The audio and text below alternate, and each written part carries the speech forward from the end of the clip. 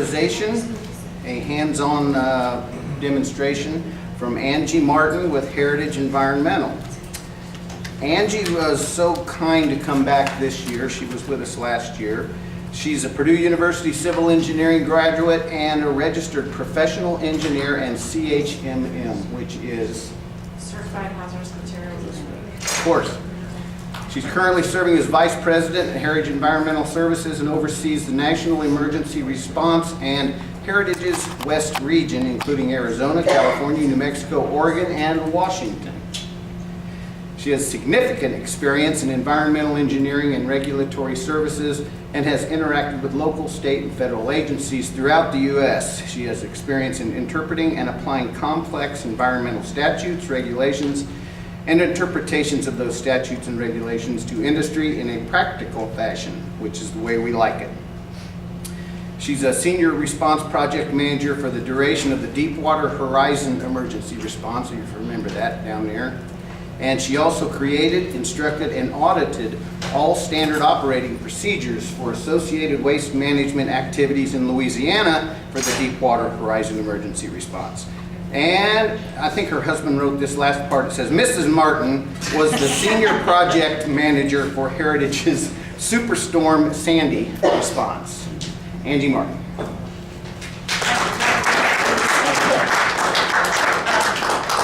So it's basketball season, so boiler up. Yes. If it were football season, we would not be talking about. We're getting better. Of course, we don't have a coach in Indianapolis anymore. I don't know if you guys saw that. Josh McDaniels backed out after we announced he was going to be a coach. Go Eagles! Philly, I don't even know. This is not part of the presentation, so maybe we should, do you mind? Kind of. So I'm going to start real quick over here, and then we're going to do safety and important stuff, and we'll go back and light things on fire. How's that sound? That was perfect. Does anybody know or want to hazard a guess what's in this is container number 1. Anybody want to say what they think is in container number 1? Acetate, an unknown liquid. So, okay, let's just say this is acetone. What do you think this one is? I mean, look at them.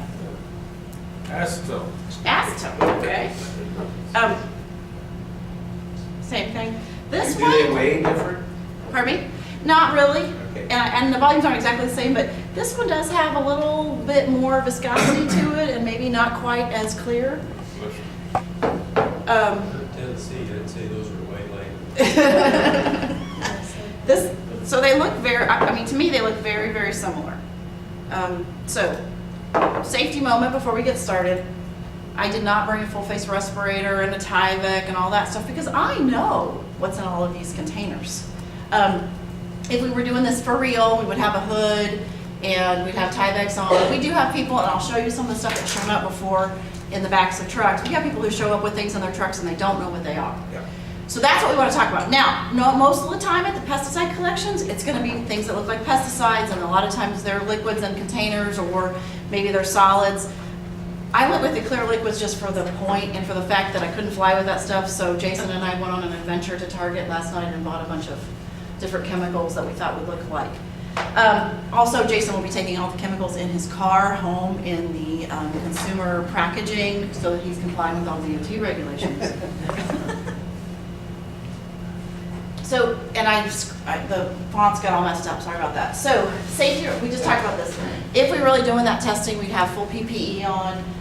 If we had a air purifying respirator like you guys talked about in the last talk, we would have a 4-gas meter with us as we approached the material that was unknown, because certainly that would let us know if it was immediately dangerous to life and health. Plus, if it shows up in the back of somebody's car, you figure it's probably not ideal age. This is a picture of us lining up for thousands of cars at the city of Indianapolis, HHW. So this is our standard PPE for an unknown evaluation. We talked about the 4-gas. That's Cernix. That one is it's a coated Tyvek. But once again, this is for household hazardous waste. If you were to call us at an industrial site with an unknown, we'd have to go a whole nother level.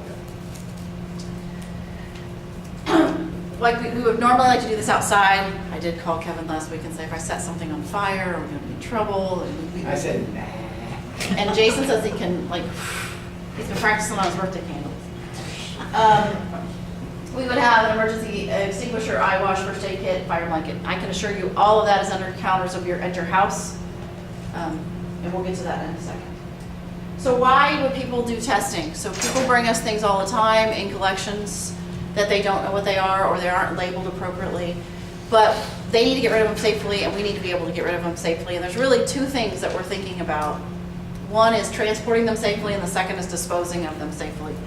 So we'll go through a little bit on the DOT requirements and a little bit on the hazardous waste determination requirements, but certainly we don't want to be pouring this stuff out on the ground or pouring it on the grass. That's what has happened in the past and gotten us Superfund sites and things. So we want to figure out how can we best transport it and how can we best dispose of it. It's our company policy that if someone brings us something that is initially an unknown, even if it's, I don't believe in true unknowns. Most things you know that it was in the garage and you know it was in glass containers or you know it was in stainless steel. But if people tell us that they really don't know what it is, our policy from an environmental standpoint is to incinerate it to make sure that it's treated to the maximum level of treatment. So if you think about treatment, going straight to a landfill is like the lowest level of treatment. There are phys-chem types of treatment that you can do that either destroy like oxidized materials or they tie up the metals. And then you can kind of go into burning them in a cement kiln. And then lastly, the most secure treatment is burning in an incinerator. So we will always burn things that started as unknowns because we feel like it's the safest way to do it. So let's talk a little bit about DOT. If you're bringing something to a household hazardous waste day or a pesticide collection day or whatever, it's got to leave in a container and it's got to roll down the road. There are some exemptions from hazardous waste requirements for things that come out of people's homes, for some things that come out of a farmer's place, but there's no exemptions from DOT regulations anywhere for anything. You can do some limited quantity things, but there's no exemptions. And certainly if you're going to try to put something on an airplane, you're like, forget that. There's no fun in putting things on airplanes. And if you don't believe me, you can, I think it was the Value Jet. You can Google Value Jet and watch that. Yes, oxygen generators and tires that had not nitrogen but air in them, which was that was part of the deal. So when you drive down the roads, many of you know this by heart, but when you drive down the road, you see the placards on the trucks. There are 9 hazard classes from a DOT standpoint. The nastiest are really the 1.1s, 1.2s, and 1.3s. Those are the explosives. Explosives are always going to have the orange diamond or placard on there. Compressed gases are all different colors. The white ones are poisons to you when you breathe them. The green ones are non-flammable gases, and the red ones are flammable gases. Don't get tricked by a pretty green label because nitrogen, 100% nitrogen, comes in a non-flammable gas label, as well as oxygen in other parts of the world. Nitrogen is fine. We're all breathing, 79% nitrogen right now, but you get a lung full of 100% nitrogen and you'll be passing out right away. And many times if you have 100% nitrogen, you're around other hazardous situations. We've seen people fall into tanks or off of tanks because they stuck their head in and you can't tell, it doesn't smell any different or whatever. So just because it's green doesn't mean it's always good. We talk about green, the green lifestyle and stuff is awesome, but a green label on a flammable or on a gas doesn't necessarily mean it's safe. Also, I like to point out that oxygen within the continental United States and within Alaska and within Hawaii, we treat it as a non-flammable gas because in and of itself, oxygen won't burn. But within our country, we call it an oxidizer. We make it look like an oxidizer for obvious reasons, because if it's in a situation where it could burn, it's just going to make it worse. Anybody in here from Oklahoma? Good. The duct tape on the gas cylinder, which is probably not the safest thing. Picture was taken in Oklahoma. Flammables, this is a lot of what we see in the waste business. These things have flash points. They're going to catch on fire if the vapors are exposed to ignition sources. Flamm solids, there are 3 kinds of flamm solids: spontaneously combustible, dangerous when wet, and then your flammable solids. An example of a flammable solid with a candy stripe would be like a road flare, and there's other things that will give off gases. By the way, the 4.2s are really the hardest to move around because you can't really put them on the back of a truck with other stuff. So that causes transportation problems. Oxidizers, we want to keep our oxidizers very far away from our flammables. So this is a great example of why you have to generally know what you're shipping so that you don't put it next to each other or in the same container. Because if you get an oxidizer and a flammable together, you can cause lots of fires. We've already mentioned the oxygen generators on that value jet years ago. There's also been fires at TSDs where they've gotten the chlorine gas or the chlorine pellets for like a pool next to a gas can. Bad reaction, you've got an oxidizer there, the fire just burns hotter and faster. The poisons, some of the older pests and herbs can fall under the poisons. There's two kinds. One that if you eat that it'll make you sick, or you put it on your skin it'll make you sick. That's the 6.1s. And the 6.2s are the infectious substances. So like the inoculate, I can't say that word. The shots that you get to keep you from getting sick. And yes, those. Thank you. Radioactive, a whole nother level of complexity. So we don't see these very often, but when you do, making disposal of them becomes a much, much bigger deal. Corrosives, this is one place where it just blows the mind. DOT calls them corrosives, whether they're completely acidic or completely caustic. So you have to, but they also say you're in charge of making sure they're not eating the container and that you're not putting them together. So things that are on the low side of the pH scale or the high side, which we'll look at here in a few minutes, are both considered corrosives. And then lastly, the class 9s. These are everything else. So everything that's a hazardous waste is automatically a hazardous material. So all the hazardous wastes have to have a DOT description. Some of them just don't meet that any of those classes, like contaminated soil, for example. It's not going to kill you right now, but don't eat it. So it gets thrown in the class 9. Some pesticides and herbicides get thrown in class 9s too. So those are the classes that we have. So we have to generally get to a point where we know which hazard class it is, so we can write a shipping description and put it in the right container so we can move it down the road. And then there are disposal considerations, and I am sorry that the fonts got messed up, but in general, there are, let's go down here, 4 types of things that are hazardous waste that we have to worry about the disposal of. Flammables, corrosives, and we already talked about that. Those could be really acidic or really basic. Reactives, those are the ones that are going to blow up. And then toxics, that's where our pests and herbs fall, right? They're things that probably aren't going to have an immediate issue, but they might have a chronic issue. We want to make sure that they're adequately disposed of. And then there's, these are ones that apply mostly to industry up here. And there are a few herbs and pests that fall under the UMP listed wastes. Those are the more hazardous ones. I mean, I could talk 8 hours on just this slide, but we're not going to. We're going to set stuff on fire here in a minute. This picture was taken in Illinois at a household hazardous waste day, and if I can hopefully make it work. Oh man, let's see if I can make it work. Yeah, I can. So anybody have any guess what might have shown up in the back of somebody's car? Did you see the blow? Yeah. I can't play the volume because some people say bad words there. It was crystallized picric acid.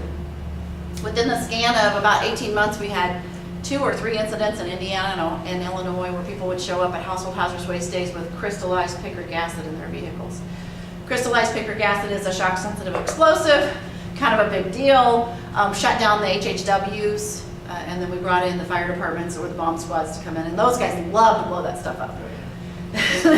So Nobody got injured? nobody got injured, but it was, I would like to say, our chemists, like, I just talked, one of the ladies that works for me in supply chain, her husband was at one of the events, and he's a chemist, and somebody said, hey, what's this? And he goes, oh, time out, made everybody clear out, and then we brought in the bomb squad. So, you know, you kind of think it's not going to show up, but it does. It does. And my daughter's school, which she was in Muncie, Indiana, high school, it got closed down for a day because they found crystallized picric acid in the back of the chemist's lab. The teachers decided picric was bad, so they pushed it to the back of the cabinet and then forgot about it. One of the things we say in emergency response is you can't make this up. And that applies to things you find, things people do. We won't get into that. So now we'll talk about testing. So someone's shown up at an event. Been a couple, we go to Kevin's events, people show up. I don't know what this is. It's a paper bag full of something. So let's talk about what we're going to do. First, we're going to visually inspect the containers. And that's when people are looking for things like crystallized picric acid or any of the label markings. If there are warning items, some of the peroxide formers, we have to be very careful with those. If they haven't been opened in a while, that becomes a big issue because you can have things that form around the lids when you open them that become explosive. And then we ask the generated questions. So I think on the next slide, I have the list of things that, where did you find this? right? How long have you had it? Because that gives us a hint. If it's been around since Grandpa was alive and he's been gone 50 years, that's a whole different list of chemicals than it might be if it's just shown up in the last couple years. Is this, a lot of times we'll end up with the pesticides or herbicides that have been mixed with water, right? So did you mix it with anything? The color gives us some indication sometimes. Why are you getting rid of it? You know, why didn't you just use it? Which is usually sometimes the best way to handle pesticides.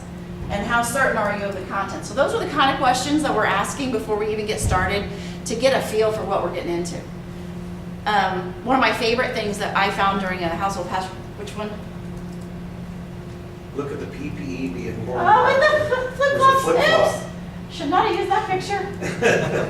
Actually, you know what that is? We try to keep the people in That's the their cars. customer. It's the customer. We try to make them stay in their cars, and they, like my husband doesn't want anybody touching the paint on his vehicle, and he wants to get out, and they're like, we need you to stay in the car. Nice find, thank you. So we do have an unknown testing kit. I did not bring the whole testing kit with me today. The Geiger counter really needed to be used for real work. I did buy a little propane torch that we'll play with here in a minute. I have the lead acetate paper, the pH paper, the potassium iodide paper. Did not bring the test strips. I have the test tubes. We're going to skip the PCB testing here today. I did not bring the X-spray testing kit because it involves spraying aerosols, and I flew and I couldn't fly with those. And we're not going to be doing the reactivity test, but I do have the water and the pans and things like that. So we'll go through some of that here in a minute. This is what the whole kit looks like. I pretty much have everything over on this lower right-hand corner that we can play with. We do, if we have any kind of idea that there might be radioactivity, we would have a Geiger counter. We find refractory bricks are have some norm. Some of the things that are out on the fracking sites these days have norm. Had some refinery waste a couple years ago that was norm. And then I guess the new word is T-norm, which would be technically enhanced radioactive material. So we're going to start with the nastiest things that we need to know right away. So first we're going to do the Geiger counter, and then we're going to run the spray on it, which has the spray and the wipes. So you run the wipe on the material, then you spray the wipe, and if it changes color, then you know there might be an explosive there. I do believe this is very similar to what you probably had happen to you at the airport. If you ever got pulled aside and they run the stuff over, it's a lot like that. We'll run that first, and then we can do a water reactivity. If it's a solid, we'll see if it's water soluble. We're going to skip that step today because I've only brought liquids. If it evolves or bubbles or splashes or fumes, then maybe it's going to be a reactive D3. So we're going to start with that, and then pH it. That tells you a lot of things, right? If it gives you a pH, that means it's going to be aqueous, meaning there's some water there. You aren't going to get a pH if it doesn't have any water to give you a pH. And then if it's very high, we're going to consider it alkaline, or very low on the red side is going to be acidic. Then we can do sulfide tests. That's if the lead acetate strip paper turns brown or black. And then we might think there were sulfides, which would get us to the D3. The concern with that is not the explosive piece, it's the evolving, the hydrogen sulfide that you might breathe if the pH were changed. The cyanide test kits, of course, you know, cyanide smells like almonds, right? But we have a test kit for that. And then, which one? Which is this, once again, we're not doing that one today, just to get through this in an hour. The flammability test, this is going to be the fun one. You put a few drops in a little aluminum pan and you try to catch it on fire. If it does catch on fire, we're going to assume it's D1. Now, we're not taking an entire Penske Martin flash tester with us to every site, but if it flashes, it flashes. If it doesn't, it doesn't. So in our minds, does it really matter if it flashes at 145 or 135 degrees Fahrenheit? Probably not. If it flashes, we're just going to manage it as a flammable. The oxidizer test is the starch paper, which we have. And then the peroxide test, if it's oxidizer positive, then you can use the peroxide test paper.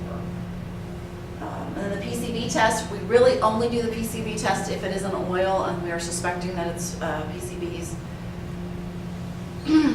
Lots and lots of oil ends up PCBs. A lady who works for me used to work for a national car aftermarket chain, and they would collect used oil and let anybody bring their used oil.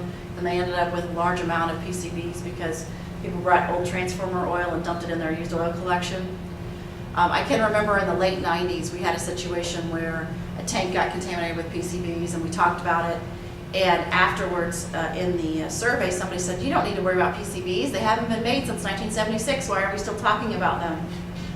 One of our competitors was shut down last year because they had a whole tank full of PCBs. The whole trick with PCBs is the reason they're bad is the reason they were good, right? They're persistent in the environment. So the whole reason they were good is because they lasted. The whole reason they're bad is because they're lasting. So PCBs are still around. We could probably tell PCB stories for a long time. I worked with some guys back and when I was when in college, when I was an intern at Heritage, and they had worked in a town in southern Indiana where there was a lot of PCBs, but they called them pork chop bones when they went out to dinner because they weren't supposed to talk about what the project they were working on. It was a pork chop bone. So the unknowns, when we're packing them, and this gets a little frustrating sometimes for people because it costs a little bit more. We have to pack them away from things that we do know what they are because we can't mix. We've done as much as we can in the field to identify them, but we want to keep them separate from things in case there is something that we're just not knowing about. And even if something passes all of our tests, we're still going to incinerate it because you just don't know if there was a low level of a pesticide dissolved in the water, you wouldn't want to pour it out or drink it or whatever. So we're going to go ahead and incinerate it. Even it's just we're not worried about the immediate hazard. We'll pack it as a toxic and move it along.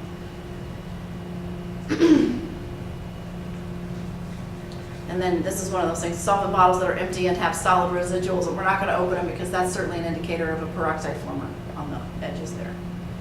So when we're doing the test, we have this log, and basically you kind of work through your way through the testing, and you put the answers down, and then from there, answers to the questions on the log, then you can kind of figure out what it is. So that may have all sounded very technical. It is a little bit of guesswork in there, but it's the best you can do with the back of a truck to figure out what it is to get it to where it needs to go. So with that, we did talk about what these liquids are. I thought we'd run through a few tests and just see what you think. Once again, I'm not wearing a respirator because I know what all these things are, and I know what the PELs are, and I'm okay. But I am gonna wear gloves, just to make myself feel better. So we have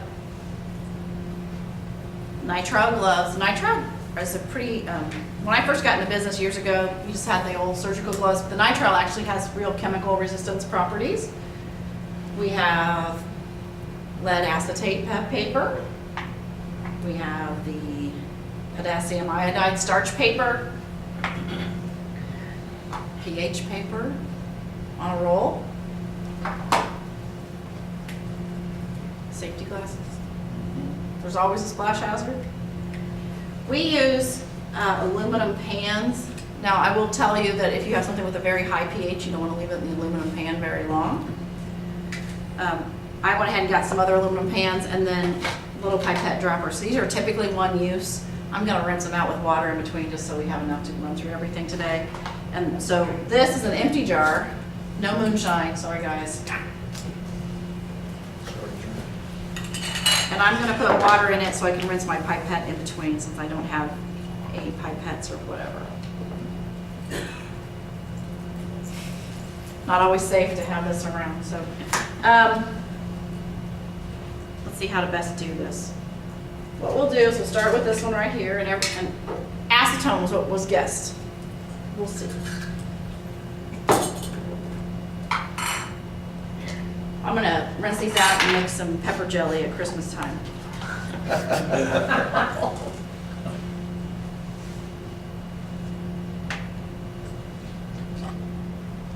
So the first thing that I always like to do is figure out what the pH is. That's a nice start. So pH paper, and we'll put it in here. And I'm not getting any pH really. No real change there. Next we will try the lead acetate paper and see what happens. Once again, no real change. Jason, you're going to take all this home and dispose of it appropriately, right? I'll add it to the moonshine supply. Yeah. Oh, oh, look, we have a little bit of reaction there from the potassium iodine starch, It's which a tells me oxidizer. it's an oxidizer. Yes, it is. Now, I'm gonna try to set it on fire, but it's probably not gonna catch on fire, right? Does it mean have chlorine? It may, and if it's chlorine, it would burn green, right? Maybe. But it is not gonna burn. It's not bleach. Something you would have at work or at home. All right, so here's a hint.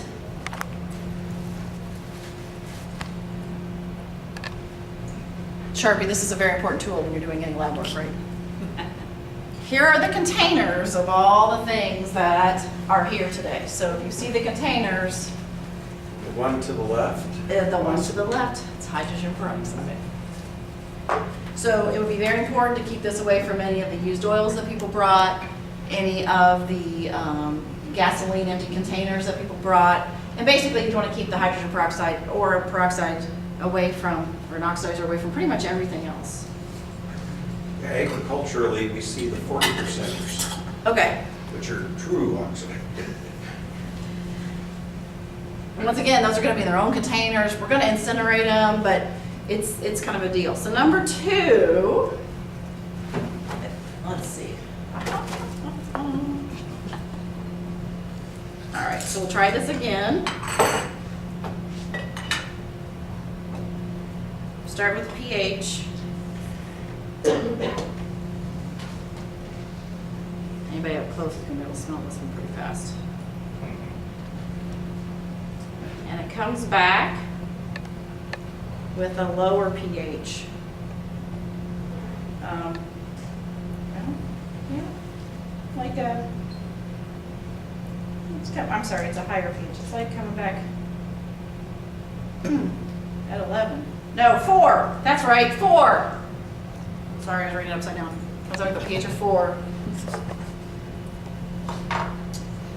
We'll run the lead acetate paper by it. Nada. The oxidizer, and it's better if you like to spray it on there, but we're just gonna. Oxidizer paper, nothing. And might it catch on fire? Nope. So, I know what this is, but it so it has a low pH, it's not an oxidizer, and it, if I were to use, pardon me? Vinegar? It's vinegar. And you would have known that when you opened it up right away that it was a vinegar. So acetic acid, I guess we could call it that if we want to call it something crazy. If you would call it scientific. For fun, our wastewater system at our plant in Indianapolis can't take vinegar because it has volatiles in it enough that they don't have control of the air piece, so we end up having to burn it. Number 3, I think this one might be more fun than the rest.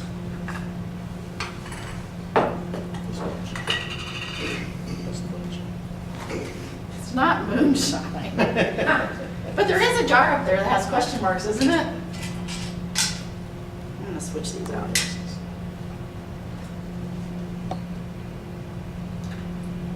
So pH is, I would say 5, 4 or 5, maybe 6. Not really much of a change, maybe just got a color there.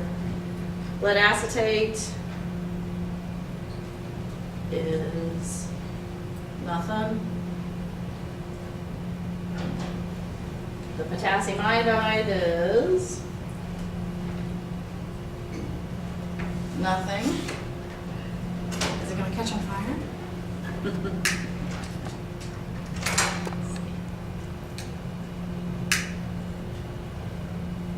Well, it did last night. That's reality. The invisible blue flame? Yeah. Now darn it. Jason, it's not catching on fire. I have a video of it catching on fire. It is not catching on. It did catch on fire last night. It's Anyway, not the liquid. Isopropyl?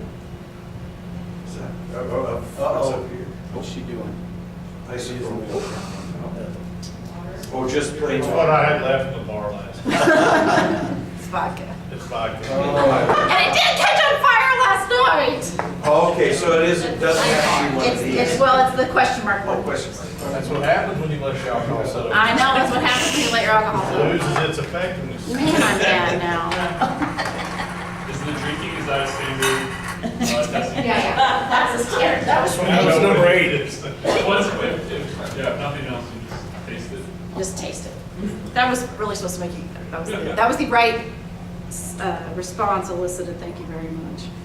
Okay, if anybody noticed, this one is, it's a little different color and it's just a little thicker, isn't it?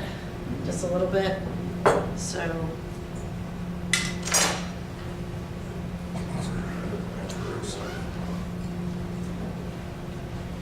Try not to, like, eat up the table. So we'll pH it first. And it is incredibly basic. pH of 13. So you notice before this was turning kind of a reddish, now it's blue, so you know it's working. And we'll run the lead acetate paper by it. No change. And the potassium iodide paper by it. No change. And we'll see if it catches on fire. And just doesn't. So in this case, we would, based on everything I've seen, this looks to me to be something of very high pH and but aqueous. But remember, you don't leave the liquid plumber in the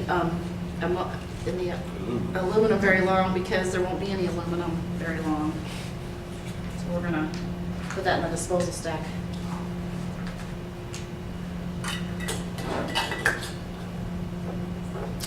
All right, we got 3 to go. Remember, I'm doing my own has-come here.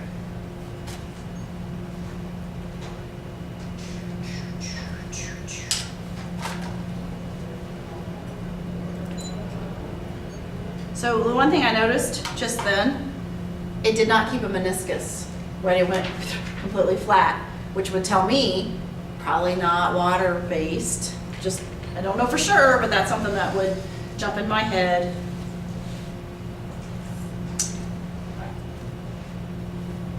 So we're not getting any pH result whatsoever. So what are you starting to think at this point? What's left up there? Isopropyl? Maybe. It's not gonna hit for the oxidizers or the sulfide tests at all, right? We don't think, we're gonna find out, because we don't know, it's an unknown, right? Now, let's see if I... Yay! Did not want that to burn very long because the bottom gets pretty hot. So this one is isopropyl alcohol, but we would definitely want to keep the flammables away from the oxidizers. And I promise we wouldn't be mixing the flammables and the oxidizers today. I think that would just be a bad idea. So what's left we'll put in here. See, I promised I had to put something on fire. Yeah, that was awesome. I wish the vodka would burn. Okay, so we have 2 left. What is it? Water and bleach. So I'm gonna rinse out my pipette again.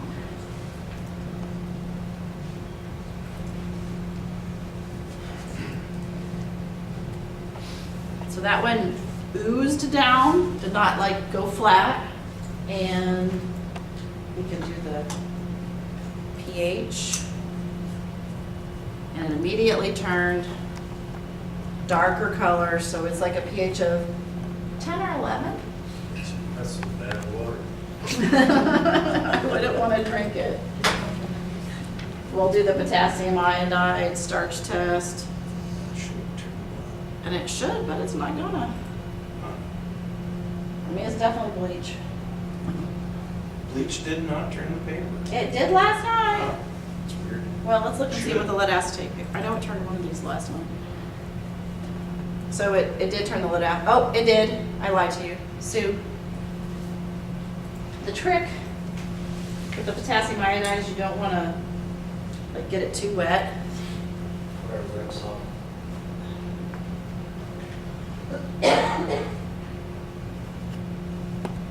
So you see, can you see where it's turning like, I don't know if you can see. Just right there where it's not saturated, it is turning color there. This is definitely bleach. See, it was operator error because I over wet it. And I doubt it's going to catch on fire. So in this case, it's not as strong of an oxidizer as the peroxide, but we still want to keep it away from everything else. And then lastly, I think we all probably know what the last one is. It's moonshine. Yes. Moonshine. It's moonshine. I did not bring moonshine. I am sorry. Well,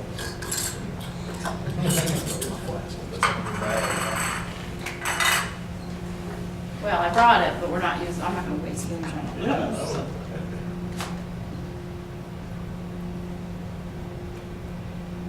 So if you could see, I have a nice meniscus in this one, which would be a first hint that it might be water. Now, I want to get a good pH, but imagine we're gonna be in that general area, so neutral pH.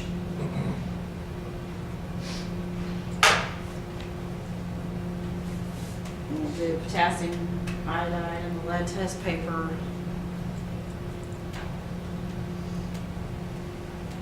And it comes back negative.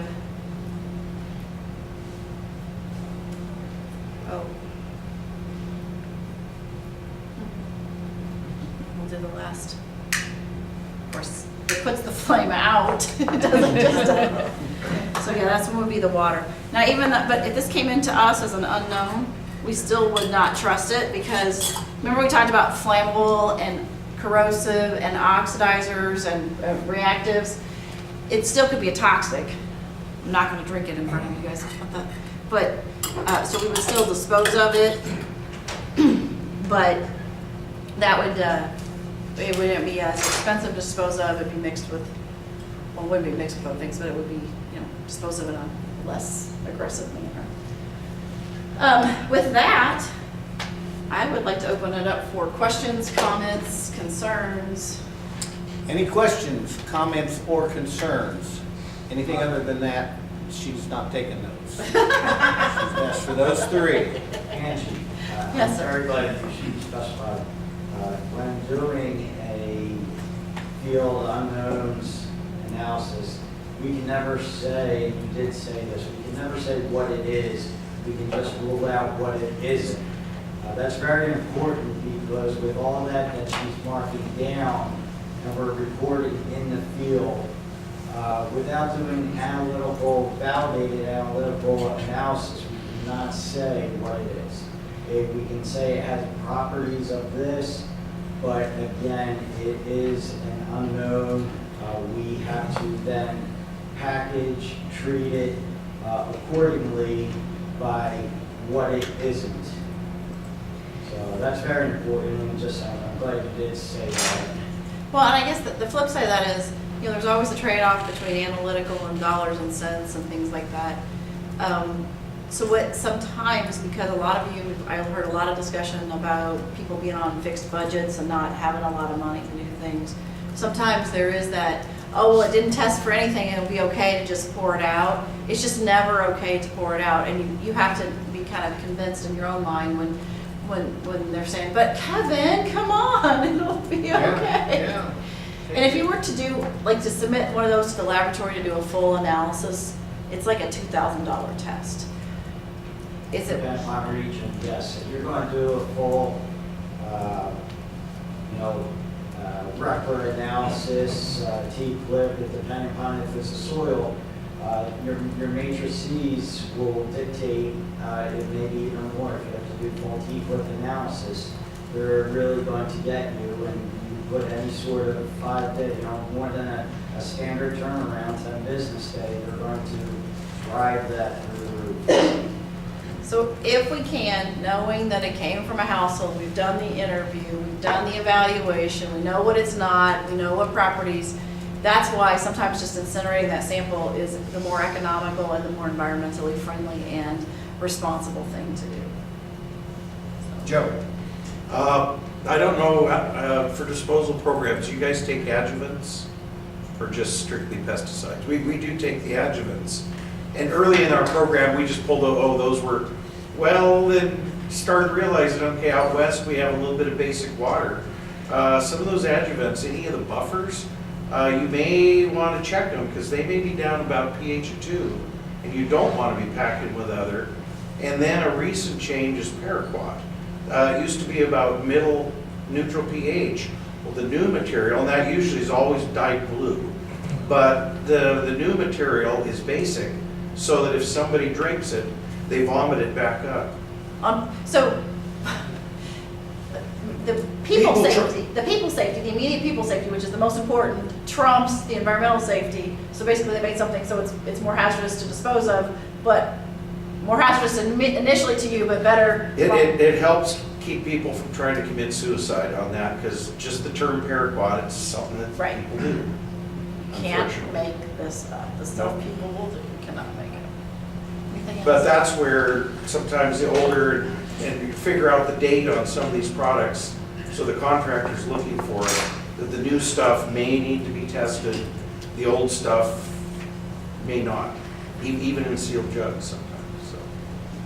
I did not know that they changed that formulation. That's good to know. Yes, Derek? Could you just kind of cover a little bit about transporting the unknowns? How you, So, transporting. So first we had to figure out which hazard class we feel like it fell in. So we've done the explosives of analysis. Remember, we would have had those spray cans and things as well. We've looked to see if we know it's not a compressed gas, right? We can look at it and know it's on number 2. Flammables, that's kind of that light it on fire test. The 4s are your reactive solids, and these aren't solids, so we can eliminate those.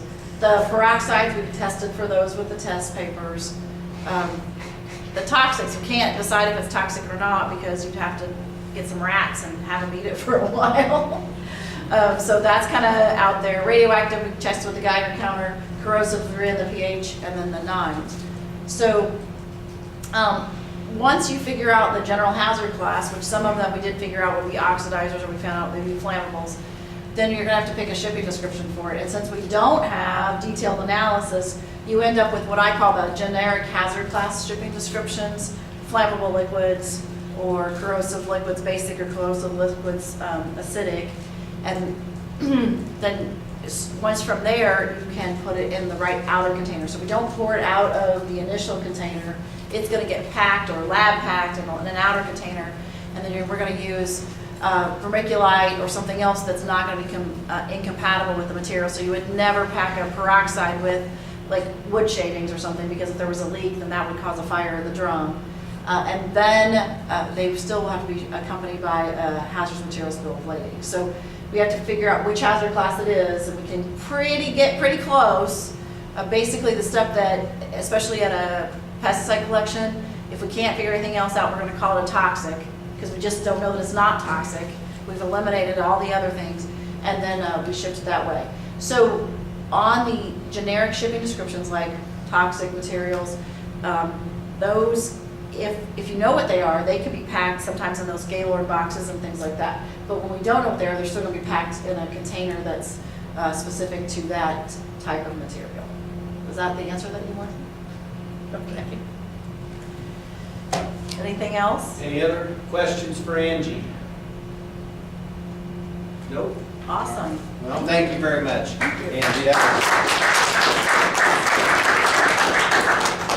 All right, we have, our next session begins at 3, which gives us 15 minutes. I mean, we could start now, but we really need to start at 3 because there may be some folks in another session